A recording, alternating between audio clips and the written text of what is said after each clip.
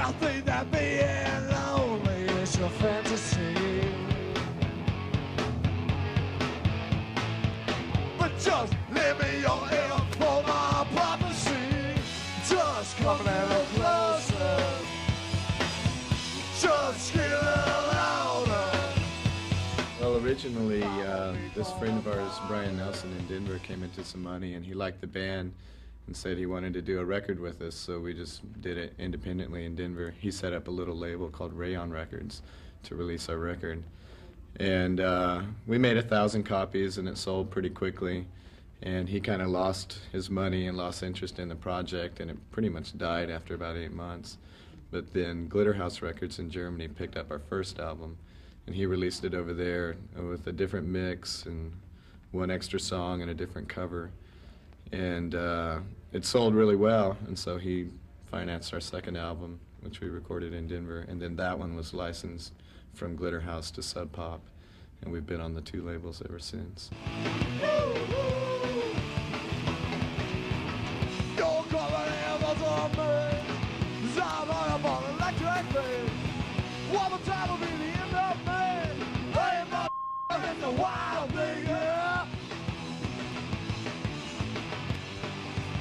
When we first did our first record with Sub Pop, there wasn't really something called a Seattle sound. There wasn't a Sub Pop sound.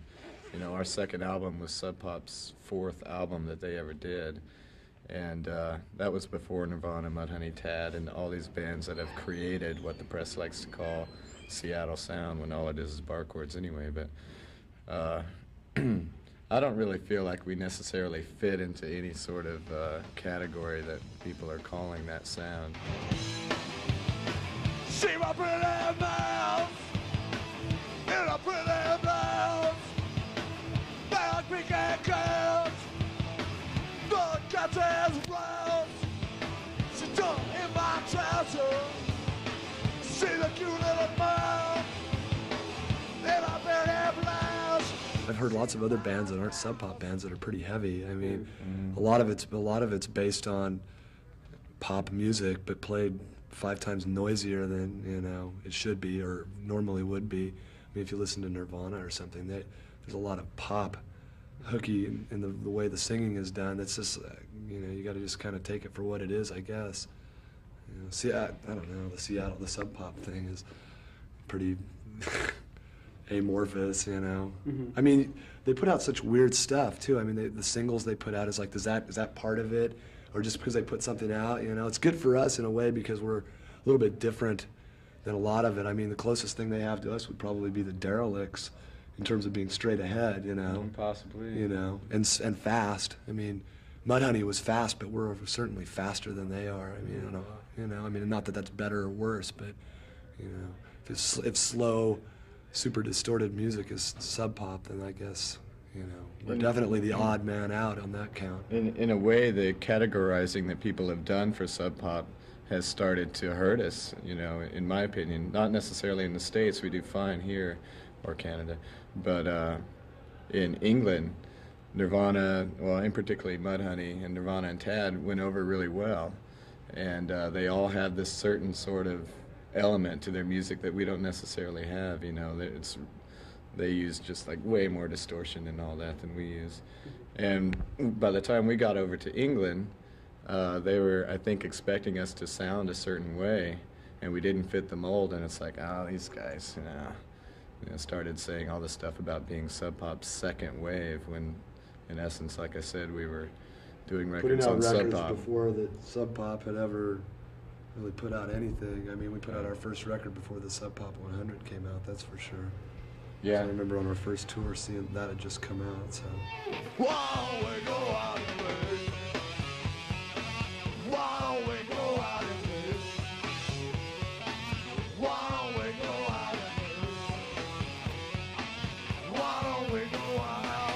Why don't we go out? Sometimes it seems like people are a little more interested in Sub Pop as a label than some of the bands. Like, almost like no matter what band, not everybody is like that, but a lot of people, it seems like no matter what it was, if it had Sub Pop on it, that would be cool, you know? In England, that seemed to be somewhat of the case.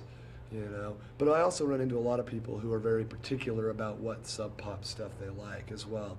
And a lot of times those people are, you know, big Fluid fans. And they'll say, yeah, I don't really like a lot of the stuff on Sub Pop, but I really like you guys because you guys do this and this and this. And that to me is pretty valid, you know, just to like something because it's, you know, I mean, could you say that just because something was on Warner Brothers that you liked it, it's like, come on, you still got to like the music for the music's sake, I would say, you know. All right. All right. All right. All right.